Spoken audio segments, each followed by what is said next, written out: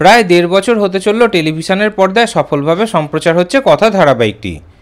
শুরু থেকেই কথা ধারাবাহিকটি কিন্তু সন্ধ্যে 7টা স্লটেই সম্প্রচার হচ্ছে, মানে প্রাইম স্লটে সম্প্রচার হচ্ছে। এই স্লটে ধারাবাহিকটি যেমন অনেকবার স্লট লিডার হয়েছে, তেমন বেঙ্গল টপারও হয়েছে। তবে সম্প্রতি ধারাবাহিকের টিআরপি একটু কমেছে, ধারাবাহিকটি আর স্লট লিডার হতে পারছে না। ধারাবাহিকের সাহেব সুস্মিতা জুটি মানে এভি কথা জুটি শুরু থেকেই তো দর্শকদের খুবই প্রিয়। তবে এবার ধারাবাহিকের টিআরপি বাড়ানোর জন্যই গল্পে নতুন ট্র্যাক আনা হয়েছে। ধারাবাহিকে এক নতুন অধ্যায়ের সূচনা হয়েছে, তবুও কিন্তু ধারাবাহিকের টিআরপি এখনও অবধি বাড়েনি। সেই কারণে এবার চ্যানেল ধারাবাহিকটিকে নিয়ে একটা বড় সিদ্ধান্ত নিল, ধারাবাহিকের সম্প্রচারের সময় একটা বড় পরিবর্তন আনলো।